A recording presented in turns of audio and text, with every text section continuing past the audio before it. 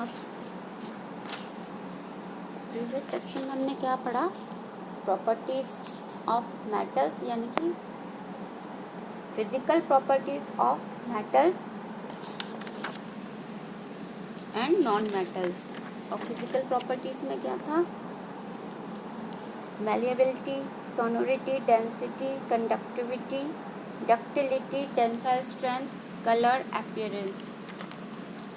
अब हम पढ़ेंगे केमिकल प्रॉपर्टीज ऑफ मेटल, यानी धातुओं की रासायनिक क्रियाएं। Reaction with oxygen. जब मेटल्स ऑक्सीजन के साथ रिएक्ट करते हैं तो मेटल ऑक्साइड बनाते हैं।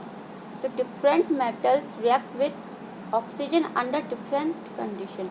और जो अलग अलग मेटल्स होते हैं, धातु होती हैं, जब वो ऑक्सीजन के साथ रिएक्ट करती हैं, क्रियाएं देती हैं, तो वो अलग अलग स्थिति में होती है। For example sodium 4Na plus oxygen room temperature पर sodium oxide 2Na2O। Magnesium 2Mg plus O2 magnesium oxide 2MgO। लेकिन आयरन, जब आयरन हमारी ऑक्सीजन से रिएक्ट करेगी तो iron 4Fe plus 3O2 strong heat no burning ferric oxide 2Fe2O3। From the reaction condition of the reaction given above, the order of reactivity of metals with oxygen। अब जो iron थी हमारी, rust सब लोग जानते हैं, रस्ट जंग, जिसे हम जंग कहते हैं। जब वो हवा के संपर्क में, यानी एयर के कांटेक्ट में आता है लोहा, तो ह्यूमिड एयर, जो मतलब मॉइस्ट एयर होती है, उसके जब कांटेक्ट में लोहा आता है, आयरन आता है, तो उस पर जो काफ़ी टाइम से, पीरियड से वो रखा रहता है, तो उस पर क्या आ जाता है? रस्ट, जंग। अब रिएक्ट विथ वाटर। तो ये समझ में आया कि जितने भी हमारे मेटल्स हैं वो ऑक्सीजन के साथ जब रिएक्ट करेंगे तो ऑक्साइड्स बनाएंगे। Reaction with water. Different metal react with water under different conditions. अब जितने भी मेटल्स हैं, हमारी धातु हैं, जब वो वाटर के साथ रिएक्ट करती हैं तो वो अलग अलग कंडीशंस होती हैं। जैसे react of some common metals with water are given below. Sodium 2Na plus 2H2O sodium hydroxide. हमें क्या मिलता है? Hydroxide. जब वो वाटर के साथ रिएक्ट करेंगी तो हमें मिलेगा hydro oxide. Like magnesium Mg plus 2H2O MgO2। To form the reaction condition of the above reaction, the order of reactivity metal with his water is। अगर मेटल्स ऑक्सीजन के साथ रिएक्ट करते हैं तो ऑक्साइड्स बनाएंगे, और अगर वाटर के साथ रिएक्ट करते हैं तो hydro oxide. 3. Reaction with acids. जब मेटल एसिड्स के साथ, एसिड्स मीन्स अम्लीय, जब मेटल एसिड्स के साथ रिएक्ट करते हैं तो most metal react with dilute acid to produce salt and hydrogen gas. जब ये मेटल डाइल्यूट एसिड के साथ में रिएक्ट करते हैं तो क्या बनाते हैं? Salt and hydrogen gas. क्या मिलेगा? Salt and hydrogen gas. React of some common metals with dilute hydrochloric acid are given below. Sodium 2Na plus hydrochloric acid 2HCl sodium chloride 2NaCl plus hydrogen. Magnesium Mg plus hydrochloric acid 2HCl MgCl2 magnesium chloride plus H2, zinc Zn plus 2HCl, zinc chloride ZnCl2 plus H2. तो form the reaction, condition of the reaction given at the order of reactivity of these metals with dilute acid. Dilute acid के साथ जब ये react करते हैं तो क्या बनाते हैं, क्या मिलता है हमको, सॉल्ट एंड हाइड्रोजन गैस.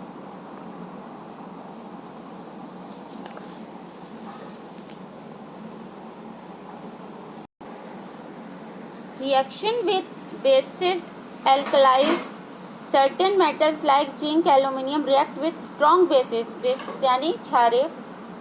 तो on heating to form a soluble salt and hydrogen is evolved. जब इसको हीट किया जाता है तो ये क्या, form soluble salt and hydrogen is evolved. तो जिंक Zn प्लस 2NaOH, अब इसको हीट किया हमने तो क्या मिला हमें, सोडियम जिंकेट सॉल्यूशन यानी कि NH2 ZnO2 plus hydrogen gas. इसमें भी क्या, सॉल्ट मिला और हाइड्रोजन गैस मिली. Metal displacement reactions. अब डिस्प्लेसमेंट रिएक्शन क्या होती हैं, a reaction is which a more reactive metals displace. जो मोर रिएक्टिव मेटल्स होते हैं, जो बहुत तेज़ी से क्रियाएं देते हैं, रिएक्ट करते हैं, तो S less reactive metal form in A salt solution is called a metal displacement reaction. क्या होता है, जब जो मेटल होते हैं मोर रिएक्टिव, और जब उनकी रिएक्शन लेस रिएक्टिव मेटल के सॉल्ट से कराई जाती है तो जो मोर रिएक्टिव मेटल्स होते हैं उनका डिस्प्लेसमेंट हो जाता है. For example,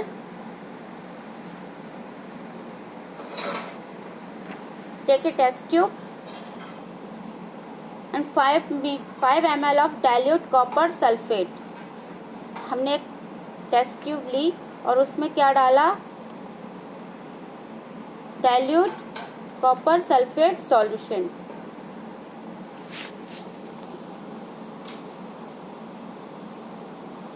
पहली जो टेस्ट ट्यूब लेंगे उसमें हम डालेंगे sulphate solution, zinc sulphate solution हमने डाला. जो फर्स्ट टेस्ट ट्यूब ली, take a test tube and put in zinc sulphate solution, और उसमें हमने क्या डाला, एक कॉपर वायर. अब हम उसका कलर देखेंगे. जब हमने कॉपर वायर उसमें डाला तो नो चेंज इन कलर और नो प्रेसिपिटेट इज फॉर्म. ना तो उसका कलर चेंज हुआ और ना ही उसमें कोई नया प्रेसिपिटेट बना. अब सेकंड टेस्ट ट्यूब हमने ली, उसमें हमने डाला कॉपर सल्फेट सॉल्यूशन ब्लू. अब जब और उसमें हमने डाली जिंक प्लेट, एक पतली जिंक की प्लेट डाली इसमें कॉपर सल्फेट के सॉल्यूशन में. जैसे ही हमने जिंक की प्लेट डाली तो कॉपर सल्फेट सॉल्यूशन का कलर कैसा हो गया, ब्लू. और थोड़ी देर बाद जो ब्लू कलर था वो गायब हो गया, फेड्स हो गया, हल्का हो गया, और नीचे क्या हुआ, प्रेसिपिटेट ऑफ मेटेलिक कॉपर, और नीचे उसमें रेड कलर का कॉपर के हमें कण दिखाई देने लगे. तो कंक्लूजन कि जो मोर रिएक्टिव मेटल्स होते हैं, जब हम उनको लेस रिएक्टिव मेटल्स के सॉल्यूशन में डालते हैं, सॉल्ट सॉल्यूशन में, तो वो अपनी जगह से डिस्प्लेसमेंट हो जाते हैं. यानी कि जो मोर रिएक्टिव सॉल्यूशन होते हैं, मेटल्स होते हैं, वो क्या करते हैं, वो डिस्प्लेसमेंट हो जाते हैं और उनका कलर चेंज हो जाता है. लेकिन जो लेस रिएक्टिव सॉल्यूशन के मेटल्स होते हैं उनका कलर चेंज नहीं होता है. तो रिएक्शन है यहाँ, जैसे मैग्नीशियम को आप कॉपर सल्फेट में डालिए, कॉपर सल्फेट का कलर हो जाएगा blue. Magnesium sulphate colourless solution MgSO4 लेकिन plus copper solution displaced metal less reactive. जो कॉपर था हमारा वो क्या हो गया, डिस्प्लेस्ड मेटल लेस रिएक्टिव। जो मैग्नीशियम था वो हमारा मोर रिएक्टिव मेटल था, लेकिन जब हमें इसको कॉपर सल्फेट के सॉल्यूशन में डाला तो वो क्या हो गया, ब्लू। तो मैग्नीशियम सल्फेट जो था वो हमारा कलरलेस हो गया। जो मैग्नीशियम जो हमने मोर रिएक्टिव था, जब कॉपर सल्फेट के सॉल्ट में डाला तो वो कलरलेस हो गया। और किसका कलर आया, कॉपर का। तो कॉपर जो था हमारा वो लेस रिएक्टिव है और उसका कलर आ गया।